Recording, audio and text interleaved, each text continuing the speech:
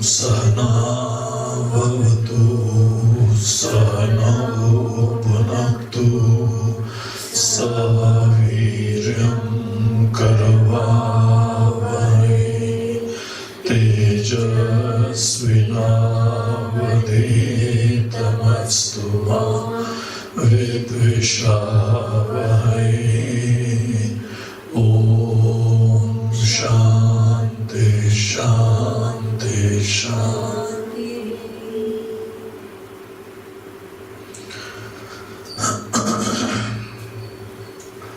We'll read from 5th shloka onwards.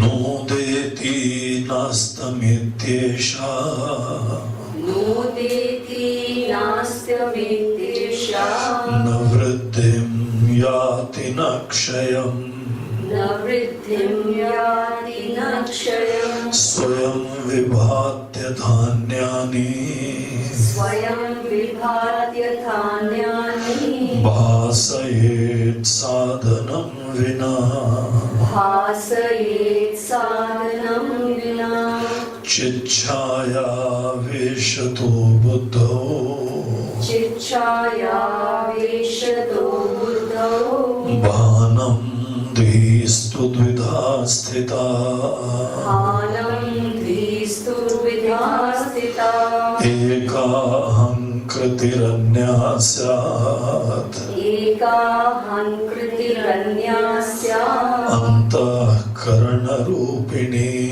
Antahkarana rupini Chichaya hankarayoraikyam Chaya hankara yoryakyam Taptaya pindavan matam Taptaya pindavan matam Tadahankara tadatmyat Tadahankara tadatmyam Dehaschetanatamagad Dehaschetanatamagad. So yesterday we were discussing that in our journey of trying to identify the real seer, we based our investigation on our experiences, and instead of just hearsay, we analyze these experiences directly ourselves and discovered that the first level of myself being a seer is the sense organs. It's very obvious, it's logical, it's based on our experiences that without sense organs we won't be experiencing this world. Therefore, rightly so, sense organs are indeed the seer of all this multifarious, beautiful world. But when this question was raised that the real seer should not be seen by somebody else, in case if there's somebody who is still seeing, who is conscious of this seer, then obviously that is the fellow whom we are trying to discover. Who is the real seer? So we are conscious of the various states of our sense organs, and that is possible by our mind, and therefore mind apparently becomes the seer. And it is right also that without mind these experiences won't be possible. So indeed it is a seer. But again the question rises, is mind objectified by somebody else also? He says, yes, it is objectified. And therefore, that who is even objectifying the mind alone can be really called as the real seer. And in our day-to-day life, we say, I am the one who is experiencing. I am seeing this world. I am experiencing this world. So the one who is illumining the mind, who is knowing the various states of mind, that is the real me. And now when we look back and see that what are my perceptions about myself today? What is my identity? My identity is only that me which is identified with the mind, with the sense organs, with the body. And then this total entity, all the faculties put together, that is the real me. Okay, fine, these are your faculties. But a very simple investigation and analysis, it reveals that no, the real seer is somebody who is free from the limitations of sense organs, of the mind, and it is standing apart from the mind. The mind is coming and going like the stage of life. It is presenting different facets, different experiences, different emotions. The world outside also keeps on changing. But the one who is conscious of all these experiences is one who is standing apart from the mind also. And look at the fact that fellow cannot be objectified. Even though I am that, even our grammar tells us that a subject is different from the object. Subject cannot become an object, and today I have got a very objective definition about myself. Isn't that the case of confused identity? It's a case of ignorance. It's a case where I realize that I have a wrong understanding about myself. Whatever my understanding about myself is, that is the foundation of my life, of all my experiences, of all my seekings, of all my aspirations, of all my dreams. And this fellow itself is an entity which has the dharma of the faculties, the mind, all mixed up. Khichdi identity. So it won't be wrong if we are called as a khichdi fellows. We have confused identity. If somebody says, I am this car, we smile, look at that fellow, look at the height of attachment. Take care of your car, but you're not the car. You're not this dress. But when it comes to our own selves, then this is what is happening in our lives. Now, basing our life on this delusory understanding about ourselves, how so much we keep on seeking. The fundamental calculation has gone wrong. So now the question is, in case if this subject cannot be objectified, and every knowledge generally implies objectification of the object of knowledge. I need to know that. Okay, I have appreciated this fact, what you are trying to say, that my identity is a mixture of the dharma of the body-mind complex and whatever I may be, I do not know that today.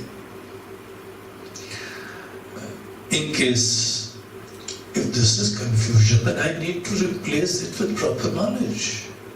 Who am I? I am not this. This is becoming slightly clear. I don't know how much clear, but obviously, we're getting the message. And we'll work on that, we'll think on that, we'll change our priorities, we'll change our perceptions.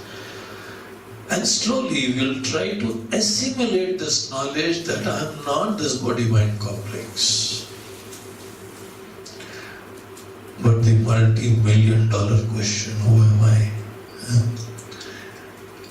I am something who is standing apart from the mind. I cannot be objectified. objectification of anything is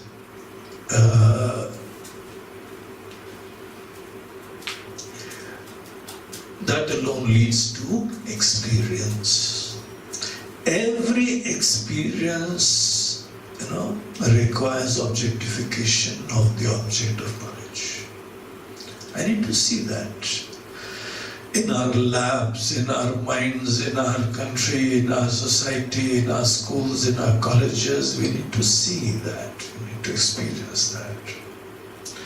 Experience is always of an object of experience, an object of experience. But this being the subject, how do we experience this self? How do we realize the truth of this self? So he says, fine, this is a fact that this fellow is the one who is knowing everyone. And it cannot be, the fellow cannot be brought in our hands as an object. We can't see the shape, the color, and all the properties of this very seer. Yet, we can know something about it. It cannot be objectified, all right. There's no doubt about it. Yet this is also a fact that you can get some lessons about it. You can appreciate something about it.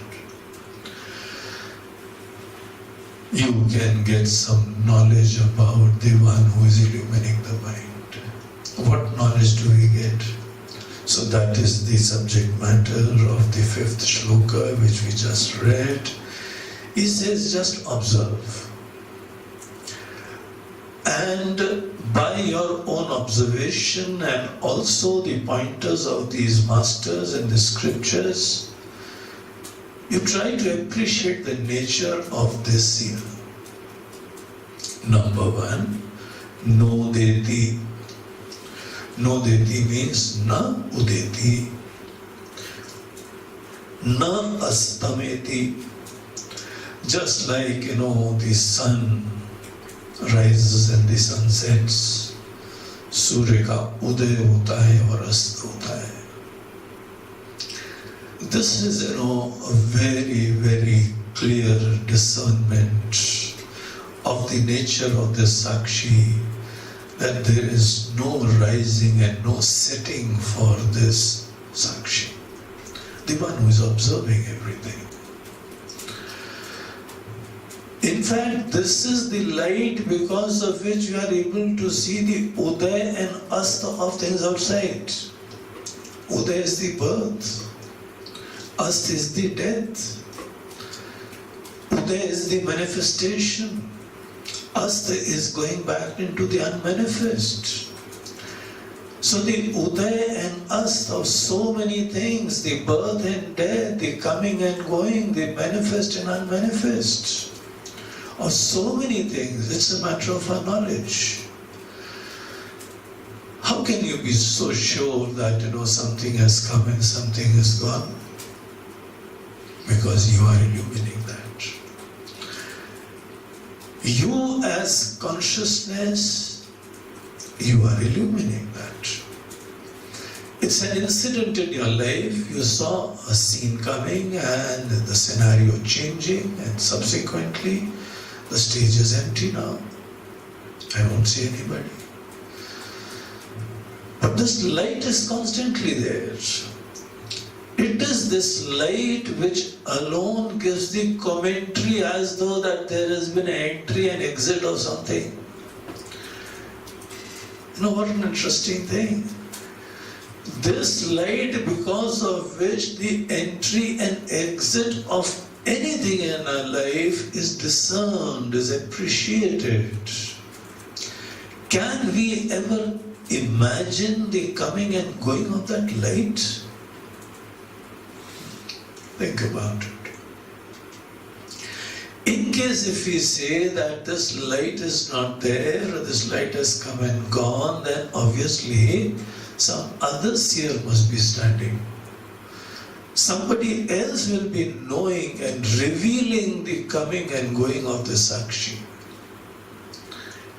And then we'll again have to question, what about that seer? And what about that here?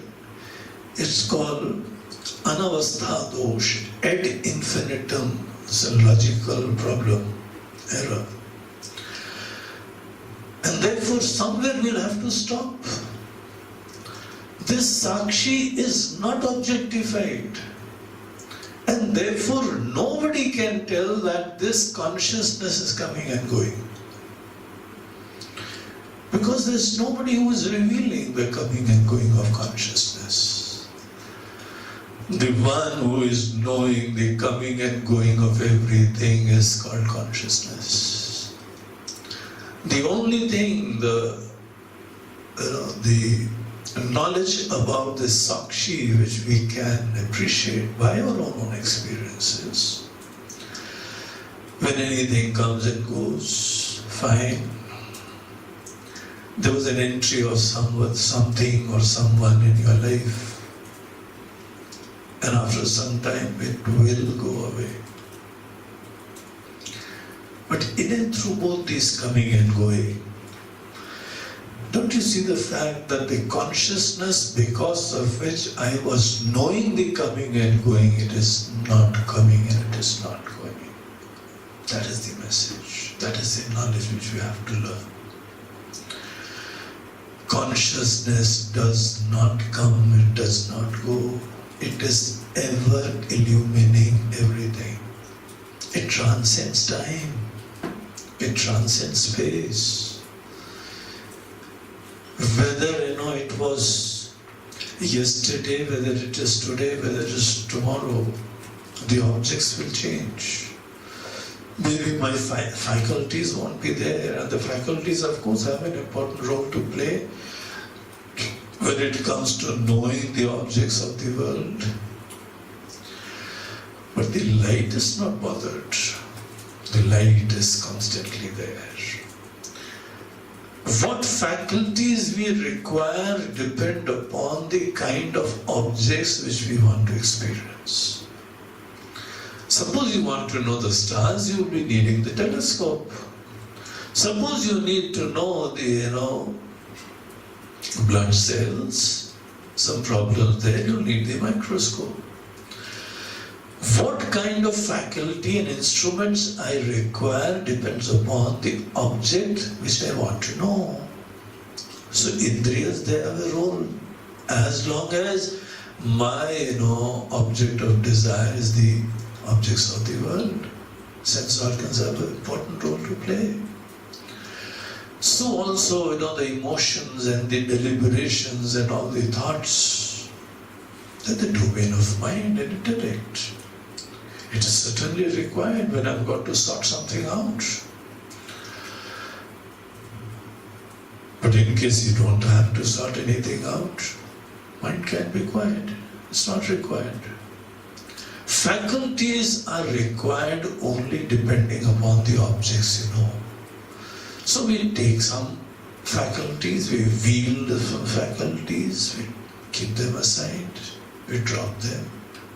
We dissociate from them. In and through all this story, the one who is an effulgent conscious entity is always there. So this is a matter of very, very clear Viveka, discernment, that the Sakshi never comes and goes. And I am the one who is observing my mind. Na udeti, na astameti. No, just come to think of it. I'm never born and I'll never die. Mere appreciation of the Sakshi is leading me to such sublime heights. That you are never born and you'll never die. And this is on the basis of very clear analysis of our own experiences. We never pause to think that this thing has come and gone. When the cricketer, he enters the field with his bat, swinging his bat very confident, and First of all, he's out, and with his head hanging low, he goes back. And our commentator is giving the commentary of all these things. He came into the field and now he is leaving the field, and they have that cartoon of a duck following the fellow, gone on a duck. Yeah? Now the commentator, because he's constantly there, then alone the coming and going of anything can be revealed, commented upon.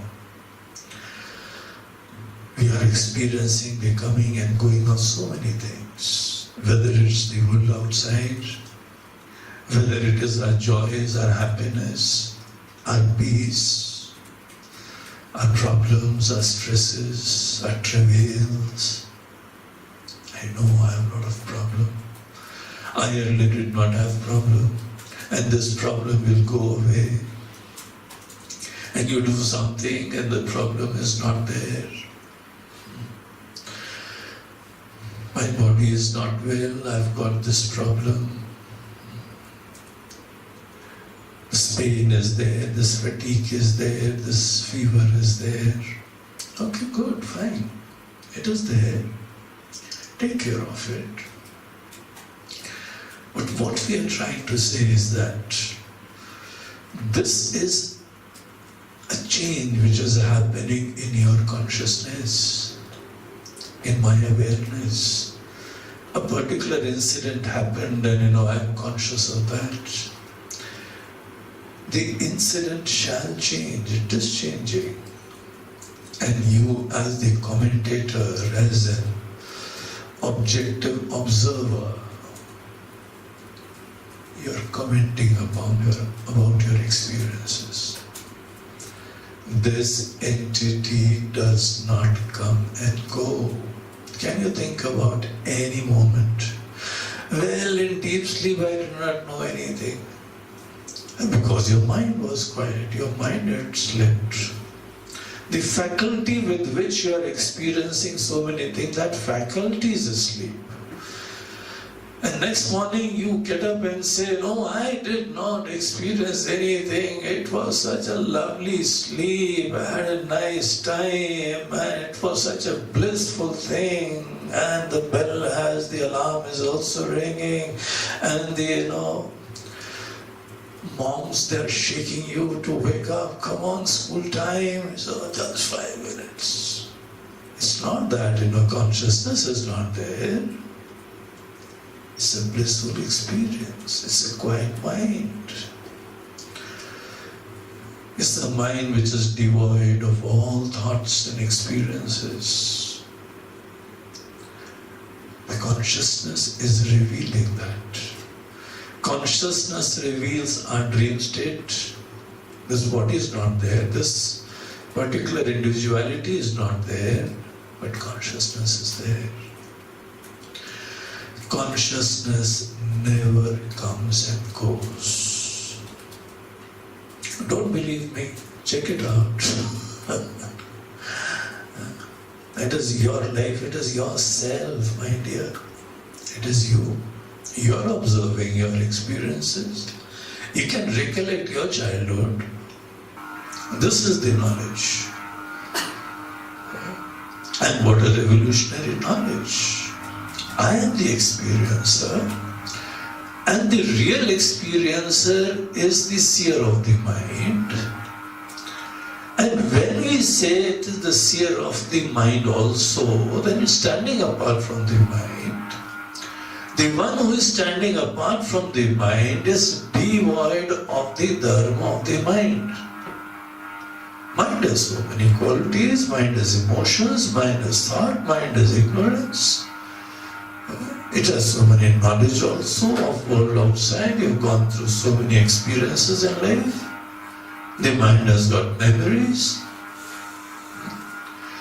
You can share your experiences with other people of the world. Mind is full of all these things. But I am observing this fellow. I am observing the mind. And the mind which is being observed Obviously, the observer is devoid of the dharma of mind. Whatever limitations, whatever good and bad are things about this faculty, the seer is standing apart. Sometimes the mind is quiet, sometimes the mind is asleep, sometimes the mind is awake. The consciousness which is revealing this coming and going of the mind, obviously, is something out of the world, which mind also can never imagine. The mind has never seen that as an object. And I've never been initiated into the knowledge that, just check out who is the observer of the mind.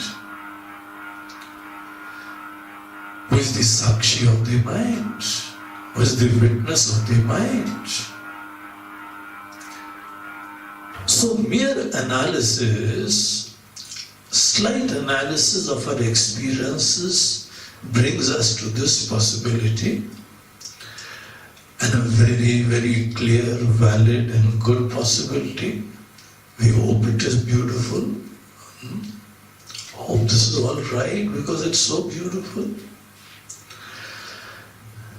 You as the witness of the mind, you as consciousness, you do not come and go. Your conclusion about yourself that you have come and you have gone, this is only because of my association with the body-mind complex. Not knowing the truth of myself and taking myself at this body-mind complex. This is my identity. So when we look at this Sakshi, I may not be seeing it as an object, yet this is a very clear knowledge, a revolutionary knowledge, which shakes us right to the bottom, that I do not come and go. Na udeti, na astameti. Not only this much, but na vriddhim yati na kshayam. There is no vriddhi, no rise, no growth. In consciousness there is no growth. Consciousness remains as it is. And when there is something which neither has any birth, nor has any death, nor has any growth, how can we say that, there is kshaya in that, decay in that?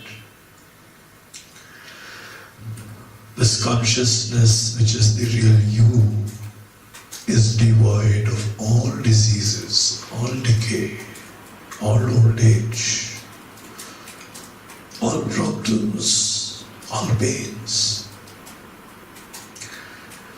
The body certainly has problems. There is growth at a particular level.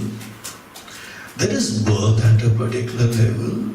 There is death at a particular level. There is decay at a particular level. The inevitable decay in the people. Look at the hospitals and the world outside. There's so much pain in the world, so much suffering in the world. Do we really need to look at the world? We only need to look at ourselves. You name it, I have it. So many kind of terrible problems. One feels so compassionate. But what can you do about these things? How can you help somebody get over these problems? But really speaking, you just have to manage the problems. The problems at this level, they do not go away. Some problems are maybe because of my lifestyle, some problems are heredity. You can't do anything about it. So therefore, problems are there at a particular level. When we are investigating all these things, we are not saying that there are No diseases, no pain, and no joys, and no sorrows, no knowledge, and no ignorance, and no love, no hate. No, it is certainly there. But these are at the level of body, the sense organs, the prana, the mind, the intellect. And the best way to live at this level is what is called the package of dharma. Dharma is the art of living, as revealed by the Vedas, by the scriptures, by Bhagavan. The art of living, the holistic art of living as revealed by Lord Himself. So that is the way how you go about living, as best as possible. But that doesn't mean, the dharma of these things change. Neither the dharma of body is going to change. The masters who had given us all these scriptures, they are no more with us. Their body shall disappear. Even the speaker will not be there after some time, and so also the listeners won't be there after some time. So at the particular level, things are changing. There is birth, there is growth, there is decay, and there is death. There is no question about that. We'll just have to intelligently manage. You'll have to accept the changing as the changing. But what is more important is, am I this changing entity? Am I this limited entity? So that is the good news, that I am not this limited entity. The real me is obviously someone who is standing apart from the mind, which does not have the dharma of the body-mind complex. Yet in our ignorance, in case if we have not gone into all these things, we keep on saying that, I am still limited, I am born, I am died. Then what else is ignorance? Kim ajnanam atafvaram. What else is ajnan if this is not ajnan? You are, donning a dress in a drama of a beggar. You are not a beggar. It's the role which you are playing. It's the faculty which you have to don for a particular purpose. Lord Krishna, he can take up the work of a charioteer. Come on, I'll become your driver, no problem. Once I was driving my car and somebody said, oh, look at modern day Swamis, driving car.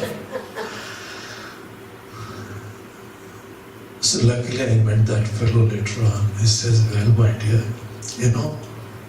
my Bhagavan drives a chariot and his devotees are driving that car. What's the big deal about it? Huh? What's the problem with that? At that time car was not there, otherwise Lord Krishna would have been driving a car or maybe a tank around, And so that is not a problem. He can take up any role. He can become a diplomat, he can become a cowherd, taking a bunch of cows in the forest, on the banks of Yamuna river, and the grasslands over there. He doesn't have any problem. How dare you ask me, the Ishvara, the Brahma, to become your charioteer? I'll give you shrap. Why should I give you a shrap? I know that who am I? If I am not really speaking a limited fellow, if I'm a limited fellow, still no problem. If I'm not a limited fellow, still not a problem. I can play any role which I like in life. So this entity, this consciousness, who is observing the birth, the growth, the decay, all these things, isn't it?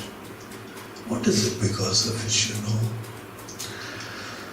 The one who is revealing all these changes is standing apart, never changing. The consciousness which was there in our childhood, the same consciousness is there right now. The consciousness has not got old. Not only that, the consciousness in you is the consciousness in your God. It is the same consciousness in all the great rishis and teachers. There is no change happening in consciousness. There is no growth, there is no decay. He says, it must be quite boring, it's not changing at all. He says, no, it's complete. It's blissful.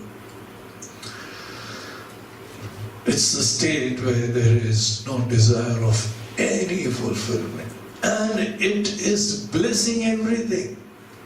You know, it's like sun. Sun is there all the time, and it's in the presence of sun, things are just happening.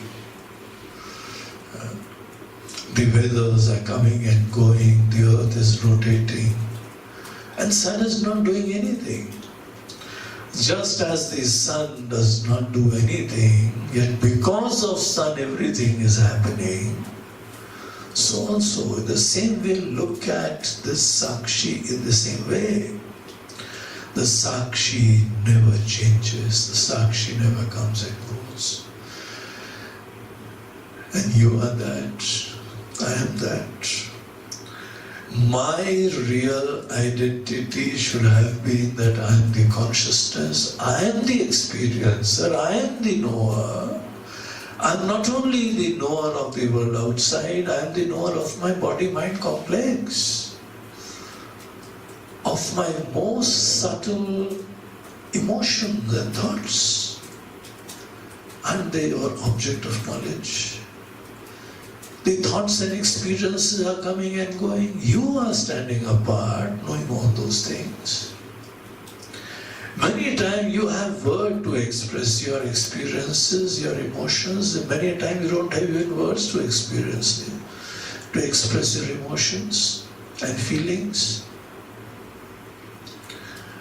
Yet you know them, you are illuminating them, you are conscious of them. So what is the knowledge? Without seeing this Sakshi as an object of knowledge, without getting this fellow outside as an object, we can appreciate so many things about this. This is illuminating all the time. This is another knowledge. It's of the nature of life, it's of the nature of consciousness. And consciousness does not, unlike the electricity, doesn't fluctuate, doesn't come and go. This electricity gave us a direct example right now. I come and go. But just think, in our entire lives, this consciousness, the light because of which I am knowing things outside, it never comes and goes. There is no fluctuation, there is no vriddhi, there is no kshay, there is no dimming in the consciousness. So that is it. This is what we come to know about consciousness. Swayam vibhati. It is self-revealing. There is nothing apart from consciousness which is revealing this consciousness, which is enliving this consciousness, which is passing on the buck to consciousness.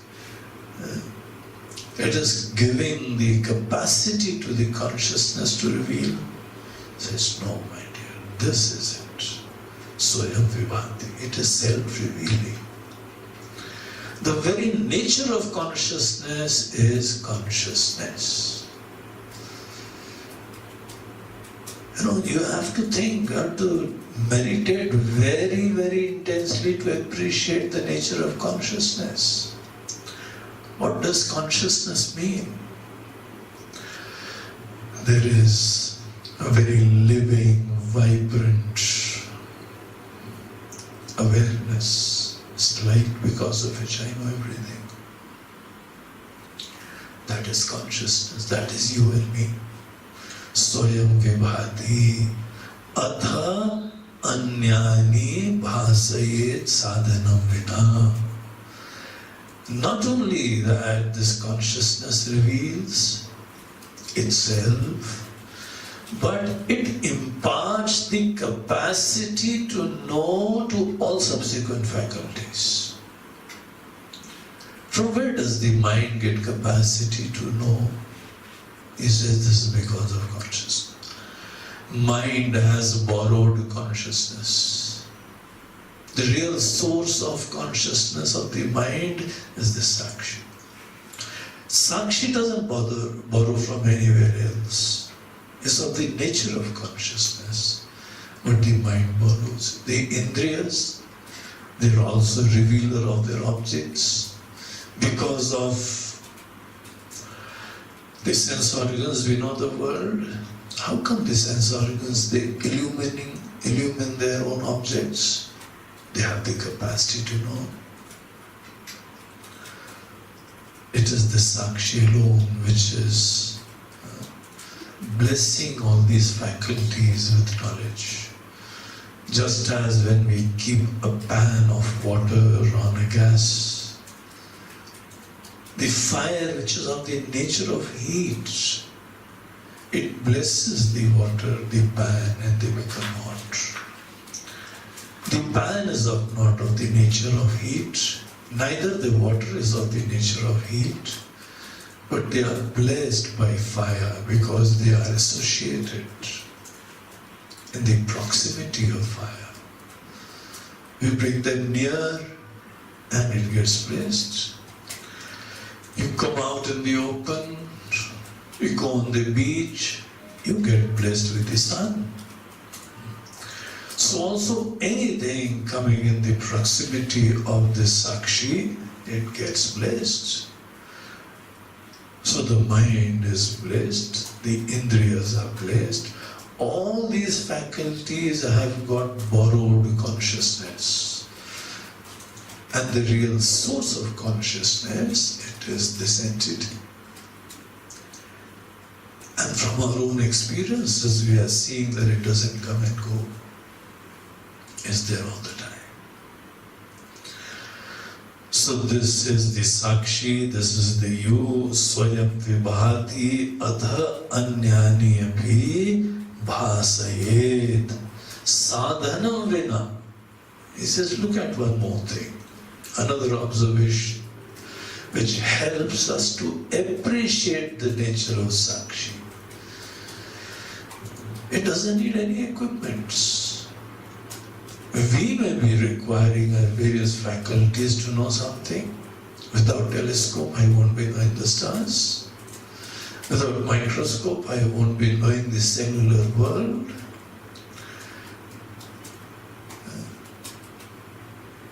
We require some sadhan, some equipment, some means. But just see the Sakshi. It doesn't require any means. Any mind filled, enlivened in the presence of Sakshi.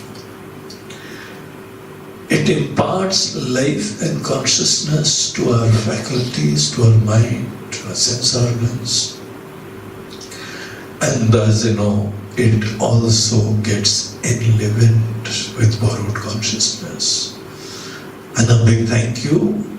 Thank you very much for blessing me with life. This is life itself.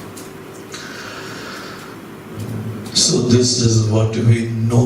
What's a very important shloka, this fifth shloka, worth remembering. So you can meditate on that. In fact, all the shlokas, they are various stages of meditation.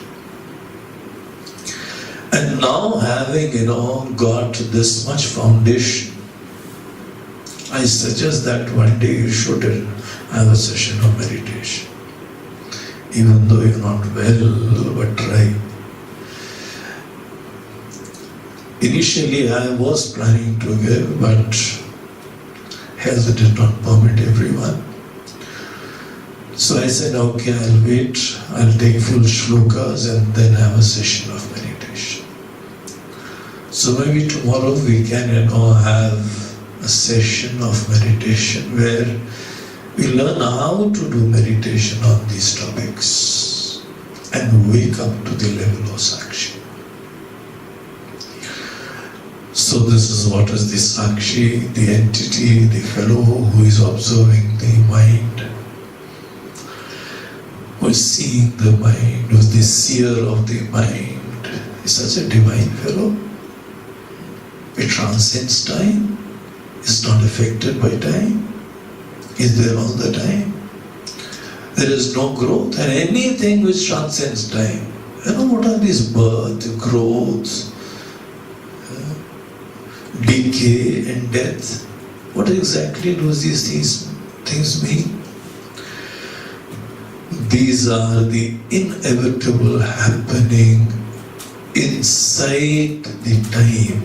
When the time rises, when time starts, just as when the wind is there on the surface of a river, the waves shall come and go. You see the ripples on the surface of a lake, a river, or an ocean. So also when the time comes, when the time manifests,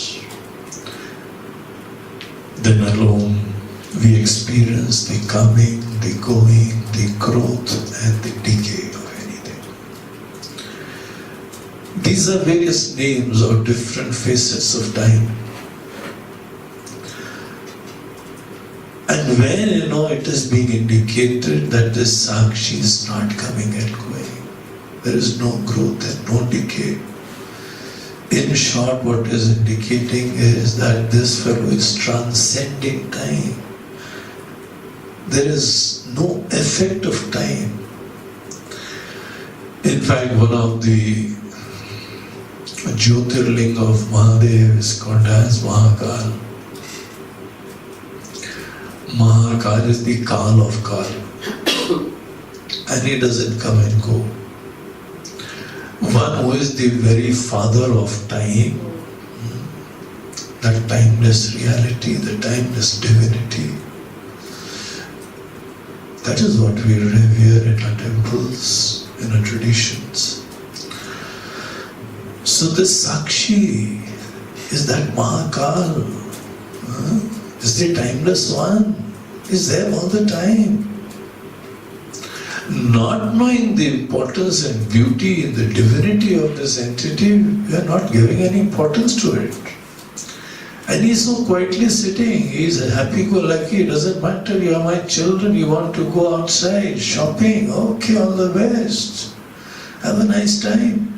I'll be available whenever you come back. He's there all the time, illumining, blessing. That is Sakshi. So when we observe, when we see that who is the seer of the mind, this is what we come to. Sakshi has no problem. Sakshi is complete, it's already liberated. It's complete, transcends time, no birth, no growth, no limitation. So, okay, Swamiji, this Sakshi doesn't have any problem. I, as the Sakshi, I don't have any problem. And this body, mind, they are inert, they don't have any problem. Anything which is inert, which is made out of basic inert elements. All our bodies are made out of food, and they're going to back sometime or the other back into the mud. Will be soil after some time, from the body point of view. So this body-mind complex is made of inert matter. They don't have any problem. Sakshi doesn't have any problem. I've got a question. Who has the problem? Today I'm having a problem. You're trying to convince me that you don't have a problem, but I have a problem. It's quite a lovely daydreaming that that you don't have a problem, you are the timeless one, you don't have any decay, but my stomach is aching, with due respect. In fact, aches are all over the body. I don't know where to pinpoint. They are there all over. And you are trying to tell me you don't have any problem. Well, I appreciate what you are saying. That the body is inert, it doesn't have problem, and the Sakshi is complete, it doesn't have any problem. I accept that. But my question is, who has the problem?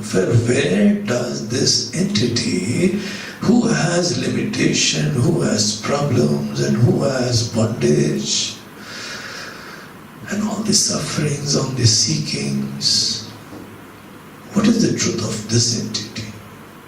Because merely Drg and Drishya, these two components, they do not answer that question. I do not know from where does the ego has come, from where does the individuality has come. How does the seeker raise its head? It's nice to think, it's nice to meditate, and we will certainly go into that. But obviously the story is not complete. There is something more to the story. I want to know the secret of how the individuality comes about, how the ego comes about, how the jiva, let us say, comes about. Fundamentally, the jiva is that timeless entity. But how does this fellow come about?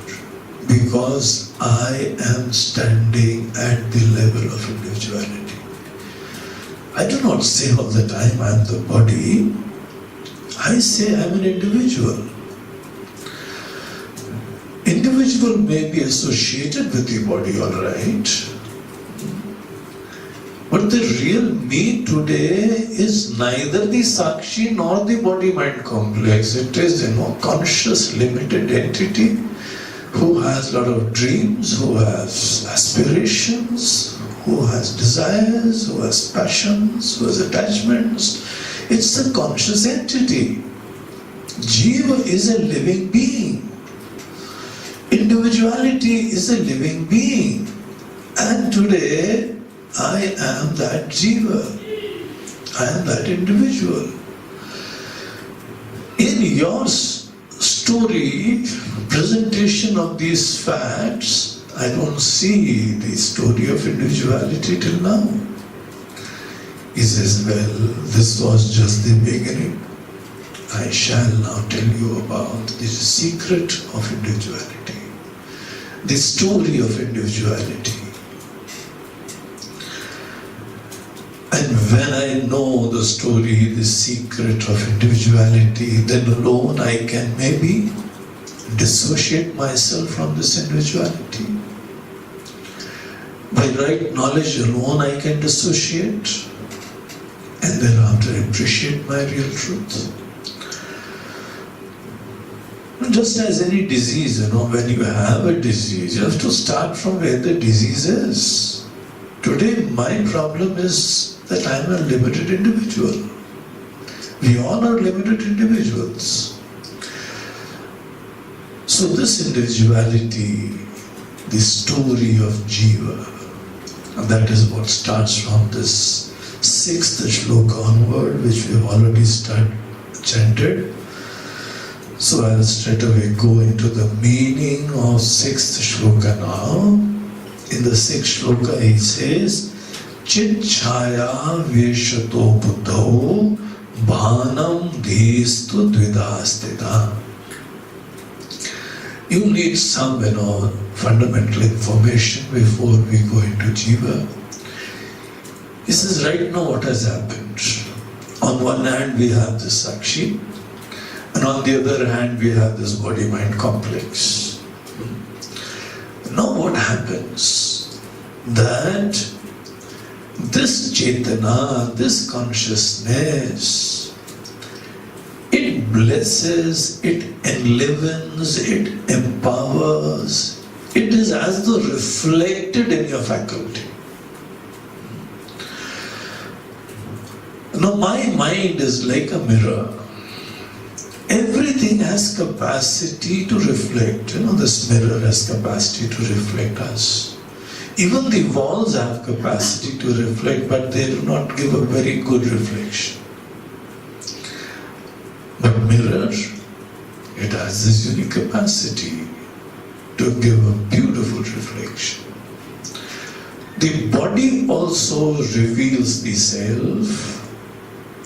The mind also reveals the self, reflects the self. Body is living, mind is also living. But mind is subtle, mind is refined. The capacity of mind, they are beautiful. And therefore we can say that the mind reflects consciousness in the best possible way. It's like a mirror. Look at your mind as a mirror.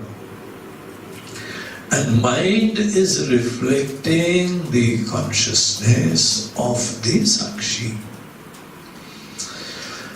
So we start with this model of appreciation. We want to go into the secret of the individuality, and that is how we start. Chit chaya veshato buddha.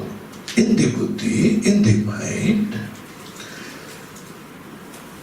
there is this reflection of consciousness. Chit chaya, the chaya, the reflection of consciousness falls on the buddhi, the mind. And because it has this capacity to reflect the consciousness best, in a very nice way, no other faculties have this capacity. Whenever we see in the world any living beings, what are living beings? The ever-present consciousness is reflected in their faculties. That's how one should look at them. They have this sukshma sharir in them, the mind in different degrees. Yogi has a mind of his own, and this young fellow, Daya, also has a mind. He has feelings, he has intelligence. He's a living being. So the life is manifested in him. Whenever the manifestation of life is there, we see that this reflecting faculty called the mind is there in them. In different degrees. Human beings, they have the mind, very evolved ones. Animals, even the plants, in case if we see life in them, you can very easily discern that they also have a mind of their own. They have feelings. There are people, who experience of that. You go to plants very lovingly and they'll respond. Many times plants, they do not respond properly because people around, they're not very good. They have a feeling.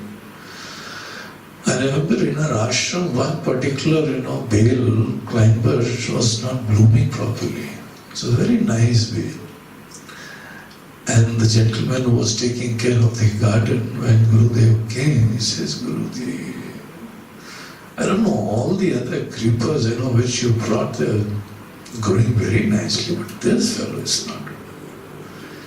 He says, okay, you try to do your best. Ye khad do, wo khad do, ye pani do, sab de rahe hain, I'm doing everything.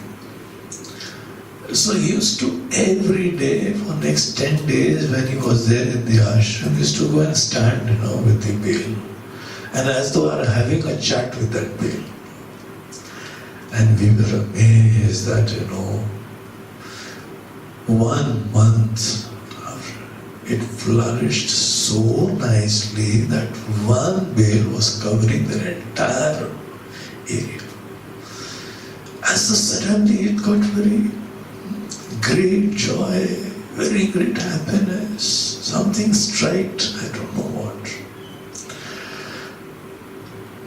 We have experienced that in our ashram also. relate to certain creepers and plants very lovingly and they'll respond back. The living beings, they have a mind. Animals, they have a mind. In our ashram, we never tie any animals. We may be having, the chains and leashes, but it's only for taking them out. Inside, they are completely mukta prani. They've already got moksha when they enter. They're like Naradaji, They have got permission to go into any three worlds. They can go anywhere. And we find that their intelligence, their understanding, their wisdom, it rises. You give them a chance, they respond. They understand you. Till the time the class goes on, this fellow will never come and disturb us. At the moment, Purnamada, many a time yogi will come into pranam. They are also intelligent entities. They have their emotions, their intelligence, their understanding. They also have a mind in which life is reflected. Mind alone reflects life in the best possible way. And that is what we call as the living beings outside in the world. So here our mind is also enlivened by this consciousness. The moment mind rises, there are reasons because of which the mind manifests. And once the mind manifests, it gets enlivened because the consciousness is already there. It blesses the mind. And when the mind gets blessed, what happens? So you can observe these beautiful things very clearly. As though the machine gets activated, my mind gets plugged. Wireless recharging. There's no wires required, no cords required, but mind is now enlivened. Modern day solar equipments are a very good example for this. You take that solar cell outside, solar battery outside, it gets recharged. Just in the presence of that. So mind is recharged, is enlivened, is activated. And once the mind is activated, then mind has various thoughts. He says there are two kinds of thoughts in case if you observe closely. Two categories of thought, they raise their heads in your mind. Bhanam dhistu dvidastita.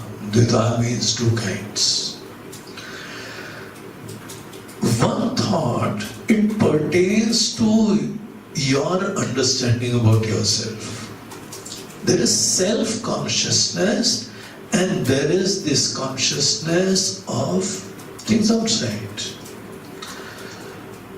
All this has started happening in the mind.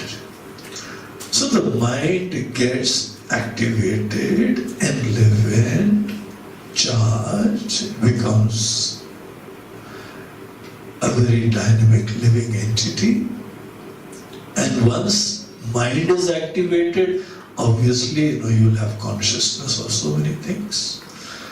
There is self-consciousness and there is consciousness of that which is apart from you. And we'll give a name to these thoughts. The consciousness, the awareness about yourself is called as aham vritti. Aham means you, vritti means the thoughts. So there is a category of thought that, I am this, I am that. Whatever is the wisdom and level of that person, the mind, but certain understanding about oneself, it is brought about. Eka ahankriti. The first one is ahankriti. Ahankriti means ahankar, I am the doer, and I will do this. Tomorrow morning when you get up, you should observe. The moment you get up, the first thought is self-consciousness. And when self-consciousness is brought about, you experience I am there. Till the time the mind was asleep, there is no self-consciousness. The self-consciousness is manifested when the mind comes. And the moment mind comes, I start planning this. I maybe try, remembering the blessings of God and the gratitude of God. I've got another day. Thank you, God. Oh, I am living. I didn't pop off in the night. I am still having another opportunity to experience the life. Okay, now I'll do this, I'll do that. This entity, this understanding of the self in the mind, it's in the mind, my self-consciousness. Now look at that, it's a product of mind.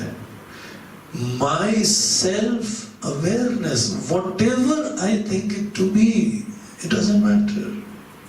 Depending upon my wisdom, my understanding, my age, my education, my upbringing, my perception about myself may be different. But that me is raises head, and that becomes my identity in the world.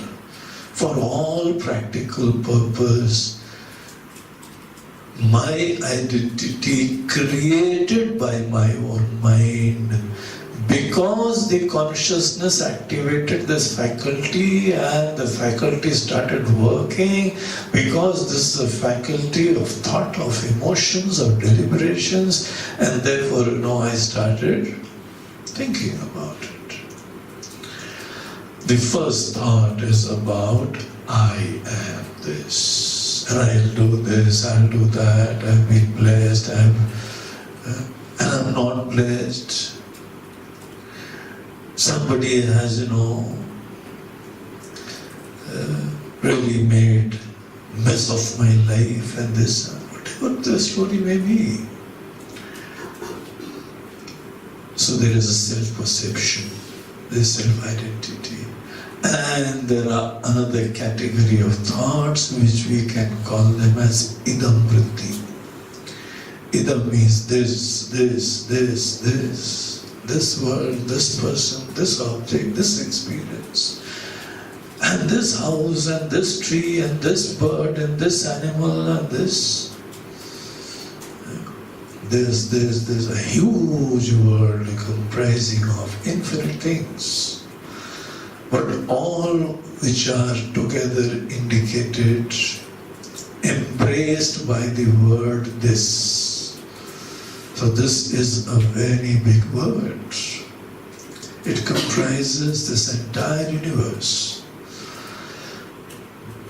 That which I can point with my fingers, that which I can objectify. So on one hand, in my mind, a subject rises, and in the mind itself, the object rises.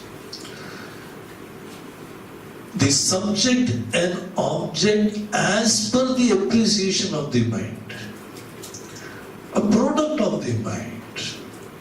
And mind you, whatever my understanding of myself is as imagined by myself, the moment mind sleeps, that fellow won't be there. The individuality exists only in the mind. And the moment mind is asleep, there is no individuality. There is no ego. And this is all the more proof that this ego, the individuality, is a product of my mind alone. It is manifested only when the mind wakes up and starts thinking as per its own experiences, karma, knowledge, wisdom, experiences. On the basis of all these things put together, there are clear appreciations about ourselves and also our world, and various notions about the object. Some object I consider to be very good, some I consider to be bad. That is also product of mind. I may be thinking that this particular food is very good. The other fellow says, oh, don't take that food, it's terrible. Don't eat this sabji, it's not good. It is very kadwa, and that is mitha, that is good. All a matter of my likes and dislikes, very personal, only a projection and creation of my mind. So it's the world of mind. Enter the world of mind. Mind won't be active till the time it was blessed by consciousness. The moment, the mind goes to sleep, then no thoughts are possible because the faculty is asleep. It's gone into seed form. Asleep is going back into the seed form. And waking up is the seed is getting sprouted again, manifesting again. So this is what is happening. And this entity, this ahankar vritti and this idam vritti, eka ahankriti. So aham vritti and idam vritti. Or there are various other words. Here he is using one more word. He says, eka ahankriti. Call this aham vritti as ahankar.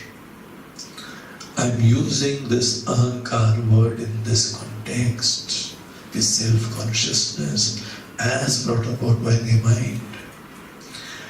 And this idam vritti, I'll also like to call it as antahkaran. They are my inner instruments. Idam vritti are my faculties, my capacities, they're indicative of my capacities. I can dream, I can think, I can feel, I can deliberate, I can investigate. These are my karan, faculties, instruments. So when the mind is activated, on one hand the karta, the doer, raises its head, and it also gets blessed by various faculties of thinking, of deliberation, of feeling. So we can call that as antahkaran. Karan is instrument. Anta means inner. Inner instruments. All your inner instruments are ready. So the computer operator is ready and the computer is also ready now. The faculty is ready and the doer is ready. Both these things. The moment mind is activated, and by the way, the human mind is the best computer. It's the dream of all computer scientists. One day we'll plan, we are thinking, working on that to create a computer as sophisticated as the human mind. So this computer, no doubt. And the moment it gets activated, there is this doer, individuality is there, and the faculties are there. And now we shall go into the details of this individual. Something, happens, very interesting happens. Look at the observation. The fine observation of human mind, the seer, the seen. And when the mind is activated, what are the different categories of thoughts which are manifesting? And this ahankar, this self-consciousness, a very, very interesting story about this. And it's on the basis of the understanding of what happens to the individuality. The entire secret of bondage and liberation lies here. So the next shloka is about that, and we shall go into that tomorrow. Om Purnamadaha Purnamidam Purnat Purnamudachyate Purnasya Purnamadaya Purnameva Vashishyate. Om Shanti Shanti Shanti. Hari Om Shri Gurubhyo Namaha. Hari Om Namah Parvati Pataya. Har Har Mahadev. Narmade Har Bolo Ganga Maya.